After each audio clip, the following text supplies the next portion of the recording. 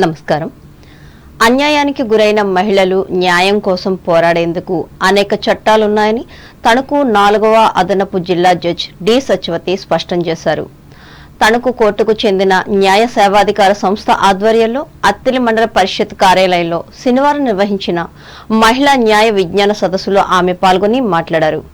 ఈ అంశాలపై నారీ లోకానికి అర్థమయ్యేలా న్యాయమూర్తులు, న్యాయవాదులు కోర్టులు దాటి పల్లె ప్రాంతాలకు విచ్చేసి విజ్ఞానాన్ని కలిగిస్తున్నట్లు ఆమె చెప్పారు. దీనిని వినియోగించుకుని సమస్యలను పరిష్కరించుకోవాలని ఉద్బోధించారు.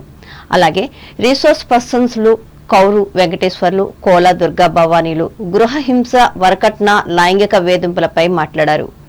ఇటువంటి సమస్యలపై ఉచిత న్యాయ సహాయం, సలహాల కోసం సేవాధికార సంస్థ సహకరిస్తున్నట్లు వారు వివరించారు. ఈ కార్యక్రమంలో principal junior civil judge Potharlanka Sairam, special magistrate PSP Chiranjeevirao, bar association అధ్యక్షులు సూరంపూడి కామేష్, న్యాయవాదులు ముప్పిడి సుబ్బయ్య, తిర్రె సత్యనారాయణరాజు, టి బాలరాజు, పోణంగి శ్రావణి, సమీర, ఎస్కే మోతి, మండల అధికారులు, అంగన్వాడీ సూపర్వైజర్లు పాల్గొన్నారు. తాడేపల్లిగూడెం రూరల్ మండలం ఉప్పరగూడెం గ్రామంలో కరెంటు షార్ట్ సర్క్యూట్ సంభవించి విలువైన గృహోపకరణాలు కాలిపోయాయి. పంచాయతీ పరిధిలోని 6వ వార్డు రంగం చెరువు వీధిలో విద్యుత్ సరఫరాలో హెచ్చుతగ్గులు ఏర్పడి ఈ ప్రమాదం సంభవించింది. కరెంటు తీగల రాపిడితో మంటలు సంభవించి తెగి పడిపోయాయి. ఆ సమయంలో హై వోల్టేజీతో టీవీలు, ఫ్రిడ్జ్లు, వాషింగ్ మిషన్లు, కరెంటు రీడింగ్ మీటర్లు, ప్లగ్ బోర్డులు, ఛార్జర్లు, ఇంట్లో ఉండే వైరింగ్లు మంటలు వ్యాపించి దగ్ధమయ్యాయి. కూలి పనులు చేసుకుంటూ జీవించే కుటుంబాలలో విలువైన వస్తువులు కాలిపోవడంతో వారికి తీరని నష్టం మిగిల్చింది. మళ్లీ తిరిగి బాగు చేయించుకోవాలంటే వేలాది రూపాయలు ఖర్చుతో కూడుకున్న పని కావడంతో వాటిని అలాగే వదిలేశారు. గత కొన్నాళ్లుగా తమ వీధిలో విద్యుత్ వైర్లు, స్తంభాలు సక్రమంగా లేవని ఫిర్యాదులు చేసినా అధికారులు పట్టించుకోకుండా నిర్లక్ష్యంగా వదిలేశారని వారు ఆవేదన వ్యక్తం చేస్తున్నారు. నష్టపోయిన వస్తువులకు పరిహారం ఇప్పించాలని కోరుతున్నారు. ట్రాన్స్ఫార్మర్ మార్చాలని బాధిత కుటుంబాలతో పాటు గ్రామానికి చెందిన దండే చినగోతయ్య డిమాండ్ చేస్తున్నారు. తూర్పుగోదావరి జిల్లా వార్తలు. పేదలందరికీ ఇళ్ల నిర్మాణం పూర్తి చేసేలా ప్రణాళిక రూపొందించుకుని అమలు చేయాలని జిల్లా కలెక్టర్ పి ప్రశాంతి గృహ నిర్మాణ శాఖ అధికారులను ఆదేశించారు. తూర్పుగోదావరి జిల్లా రాజానగరం మండలం వెలుగుబంద హౌసింగ్ కాలనీలో శనివారం కలెక్టర్ పర్యటించారు.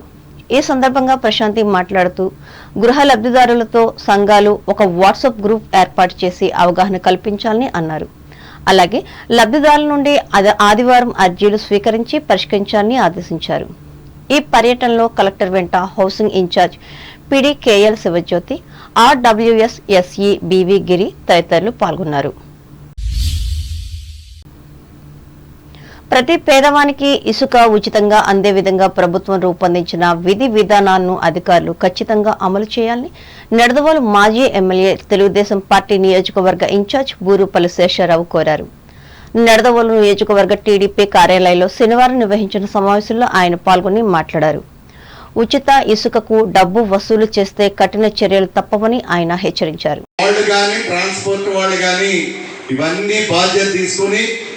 ఏదైతే నిబంధనలు ఉన్నాయో నిబంధనల ప్రకారం మాత్రమే అక్కడ జరగాలి.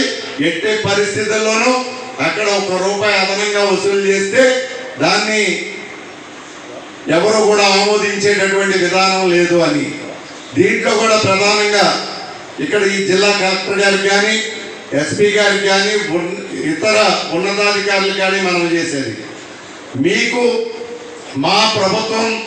మన ప్రభుత్వం ఎప్పుడైతే తెలుగుదేశం ప్రభుత్వం ఇచ్చినటువంటి ఆదేశం ఉందో ఉచిత ఇసుక పైన ఇలా అమలు చేయండి అని, దాన్ని 100% అమలు చేయడానికి మీకు ఎలాంటి సహకారం కావాల్సిన దాన్ని మేము అందిస్తాం.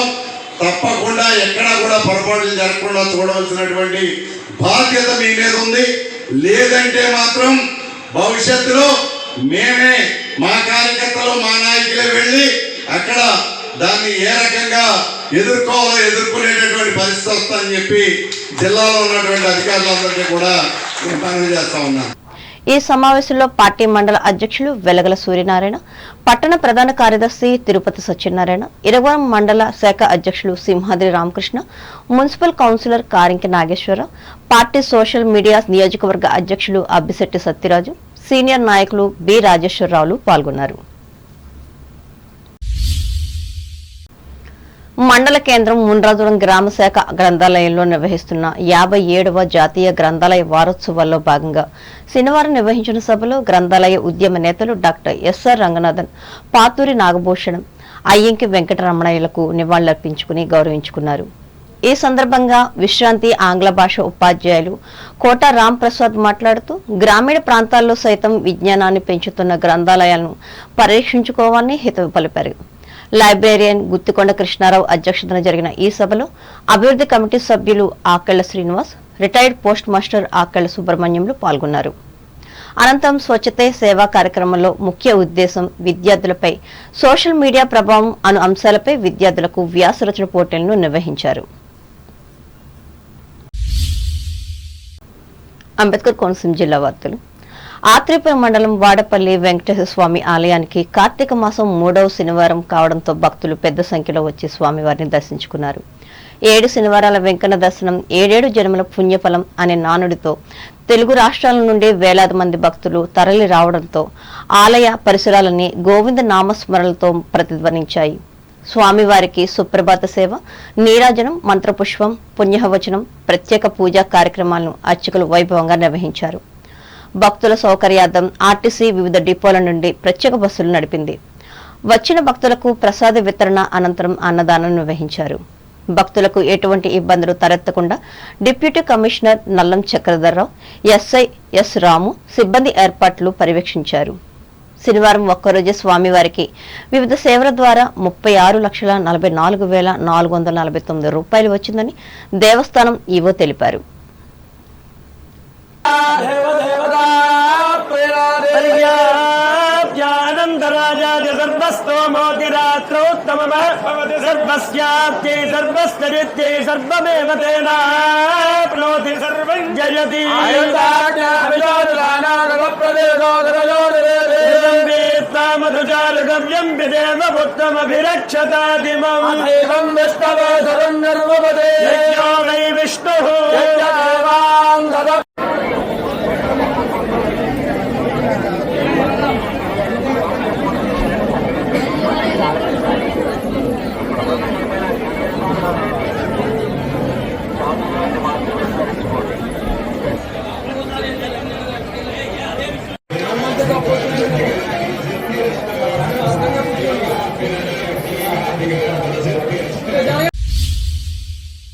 ఏలూరు జిల్లా వార్తలు. విద్యార్థులకు ఎన్సీసీ శిక్షణ ద్వారా క్రమశిక్షణతో పాటు సామాజిక సేవ పట్ల కూడా అవగాహన కలుగుతుందని 19వ battalion commanding officer Amit Pandey తెలిపారు. ఏలూరు సర్ సిఆర్ఆర్ కళాశాలలో శనివారం క్యాడెట్ల వార్షిక శిక్షణ కార్యక్రమంలో ఆయన పాల్గొని పరిశీలించారు. ఈ సందర్భంగా పాండే మీడియాతో మాట్లాడుతూ ఈ 19వ బెటాలియన్లో సుమారు 3,000 మంది విద్యార్థులు ఎన్సీసీ శిక్షణ పొందుతున్నారని చెప్పారు. దీనిలో భాగంగా ఈ నెల 12వ తేదీ నుంచి 20వ తేదీ వరకు జరుగుతున్న శిబిరంలో ఫైరింగ్ డ్రిల్ నిర్వహిస్తున్నామని అన్నారు. ఎన్సీసీలో శిక్షణ పూర్తి చేసిన విద్యార్థులకు ఏబీసీ సర్టిఫికెట్లు ప్రదానం చేస్తామని, దీని ద్వారా మంచి భవిష్యత్తు ఉంటుందని పేర్కొన్నారు.